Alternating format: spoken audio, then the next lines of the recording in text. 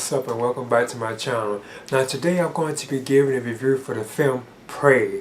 Now this is the 5th film in the Predator franchise, but this is also like a prequel to the entire Predator franchise. Now this debuted on Hulu, and that's like the only way you can currently watch this particular film. Now it's set in 1719, that's the year it's actually set in. And it's set during the place that it's set in is like the northern Great Plains, like in North America. And it revolves around like this young, skilled warrior who is trying to protect her tribe from this humanoid alien, which of course is the Predator. And she finds out that it hunts like humans and even like animals for like sport. Because she's the first one who's actually noticing this particular creature. She even noticed like the aircraft and all that when it showed up and all that kind of stuff. So I must admit, it's a pretty entertaining film. I think it is like it's not very good, and I've been hearing about some of the reviews that people have been giving, like the fans. Some of them even saying that they don't like this particular film. But I know like on Rotten Tomatoes it has been getting like some pretty good solid reviews. I think it's actually like the best reviewed Predator film, if I'm not mistaken. Even better than the original 1987 film, which I still think is the best in the series. And that is still like one of my all-time favorite films too as well. But yeah, this particular film, the character is played by, I think her name is known as Naru. I think that's how they pronounce it, Naru. Yeah, Naru. And she's played by Amber Midthunder. Now, she's like the antagonist of the film. And like I said, it really does revolve around her. Like, because her Native American Indian tribe, like her people, they kind of don't think that she's like that good at hunting and all that kind of stuff like that. She keeps claiming that she wants to hunt. She wants to hunt animals and, you know, provide for the tribe and so on. But they're kind of against that and so on. There's also like, I think like this older lady there too as well. Yeah, she also has like a brother too. I think he's known as Tabby. And there's also like a woman, which that's her mother, Aruka. I think she's played by Michelle Thrust. So she's also in the film too as well.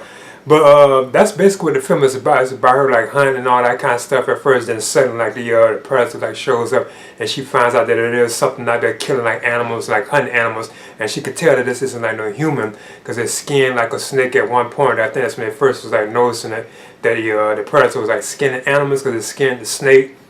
And then another thing she was noticing was how large the footprint was, and plus she could just tell that this particular hunter or whatever it was very large. She even knew it had like lights and all this kind of stuff, like it's like technology that the Predator itself is using.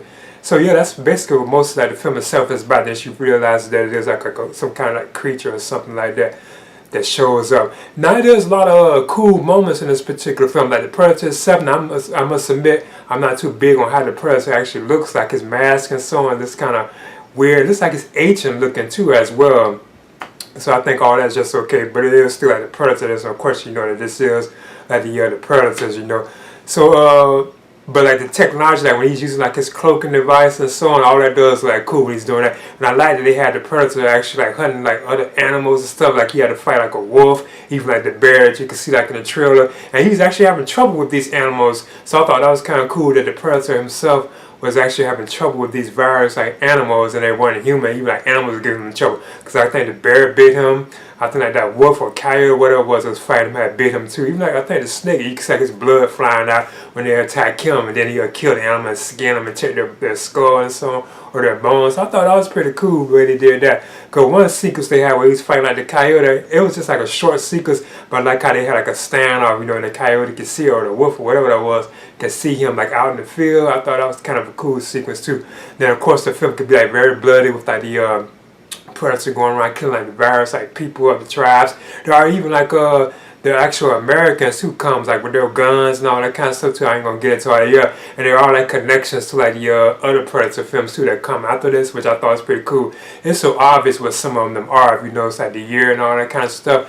But there's also like little references to like the original Predator film too, like when she's like Naru, like when she gets like into this quicksand, the mud gets all over her and all that kind of stuff. I thought that was kind of cool. It kind of reminds you of Arnold, because she gets back on like on the trees, like how he did in the first one. There was also like another sequence too, even like some of the lines that they had like in the first one, like if it bleeds we can kill it. They said that too and all that kind of stuff. So it was a pretty solid film. I just feel like it kind of like, once it got to the midpoint, once they already knew about the Predator and all that kind of stuff, that's where it's like it started going downhill, like just like dropping. Now this is directed by Dan Trachtenberg, I think that's how you pronounce it. But in the end, I think it was still like it is like a beautiful film to look at too. Like how you said the American like wilderness or something. I like how it looks, like the feels, like the cinematography in this film does look awesome. But in the end, I got some good action scenes. Like I like the technology of the Predator looks so cool, and he had like different stuff than the other Predators had. You know, and his does some kind of like it's more ancient kind of like, but it was still like high tech and far superior than what we have on Earth. But in the end, Prey, it was a solid film. I thought it was okay. You know, it wasn't real good, but I still thought it was kind of entertaining and fun and worth watching if you're like a Predator fan. So I'm giving this a C plus. And I would definitely recommend it for fans of the Predator franchise, because there are like a lot of connections to like the Predator films that come after this. You know, well, mainly just one. You know, it's so obvious what it was though. But anyway, I would definitely recommend this. So I'm just giving this a C plus. Please leave a comment and subscribe too as well.